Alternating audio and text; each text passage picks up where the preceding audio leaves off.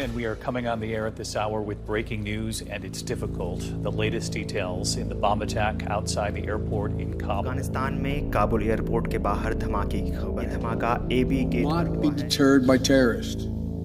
We will not let them stop our mission. We will continue the evacuation. Kabul airport blast में 150 से भी ज़्यादा लोग मारे गए और अब भी आंकड़े बदल रहे हैं। इस ब्लास्ट के पीछे जो नाम सामने आया है वो है ISIS खुरासन का।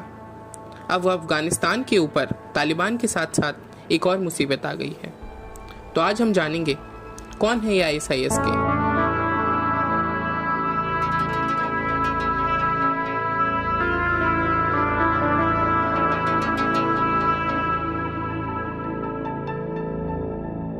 – 2014 में जब ISIS ने इराक और सीरिया में अपने कैलिफेट की शुरुआत की, तब उनके इस मूवमेंट का साथ देने के लिए अफगान और पाकिस्तान तालिबान के कुछ मेंबर्स ने तालिबान को छोड़कर ISIS का एक चैप्टर अफगानिस्तान में शुरू किया।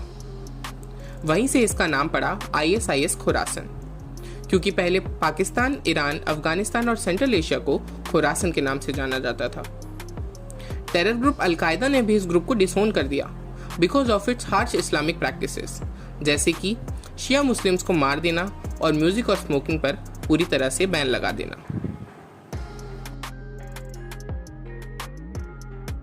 कैलिफेट की शुरुआत के बारे में जाने तो ग्लेन बेक अपनी book exposing the truth about ISIS, al Qaeda and Taliban में बताते हैं कि जब प्रॉफिट मोहम्मद की डेथ हुई तो उनके ससुर अबू बकर को अपॉइंटेड किया गया फर्स्ट कैलिफ या फिर सक्सेसर या फिर खलीफा, उन फॉलोअर्स और टेरिटरी के ऊपर रूल करने के लिए जिन्हें मोहम्मद ने जीता था।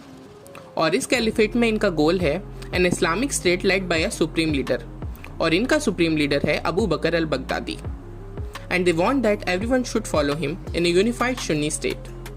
टेररिज्म रिसर्चर स्टीफन कोगलिन बताते हैं कि मॉडर्न टेरर ग्रुप्स के गॉडफादर्स मानते हैं कि कैलिफेट का मेन मोटो है to impose its law on all nations and to extend its power on the entire planet. 2018 में हुई एक रिसर्च के मुताबिक Taliban and ISIS are part of a broader jihadist movement industry that is simultaneously united and divided by the logic of their embeddedness in the movement. But अभी इस time में तालिबान और ISIS एक दूसरे के दुश्मन हैं, बिकॉज जहां एक तरफ तालिबान खुद को एक गवर्नमेंट की तरह प्रेजेंट कर रहा है और US गवर्नमेंट के साथ नेगोशिएशंस कर रहा है, बट वहीं दूसरी तरफ ISIS एक एक्सट्रीमिस्ट इस्लामिक स्टेट चाहता है।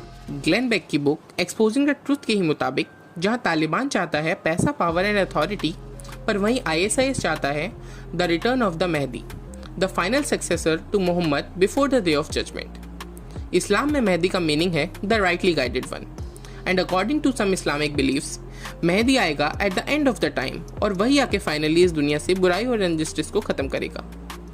बट मेहदी का कोई भी कॉन्सेप्ट कुरान में नहीं पाया जाता, इसलिए ज्यादातर मुस्लिम्स इस बिलीफ को एक्सेप्ट भी नहीं करते हैं। अब तो हम सभी जानते हैं कि Taliban is the reality in Afghanistan, पर ISIS के आने से, जो कि एक और एक्सट्रीमिस्ट और ब्रूटल टेररिस्ट ग्रुप है, इससे अफगानिस्तान में इन दो ग्रुप्स में वॉर के हालात बन सकते हैं, जिससे अफगानी सिटीजन्स को ही और नुकसान झेलना पड़ेगा। जैसा कि the head of US central command general Kenneth McKenzie ने कहा है कि the threat from ISIS is extremely real. तो अब आगे हमें यह देखना होगा कि तालिबान किस तरह से इन कॉम्प्लेक्सिटीज और टेरर को हैंडल करेगा, और वो भी खुद को एक सरकार की तरह दिखाते हुए। और अब ISIS के आने पे क्या अमेरिका फिर से इंटरफेयर करेगा या नहीं? This will remain a big question for us.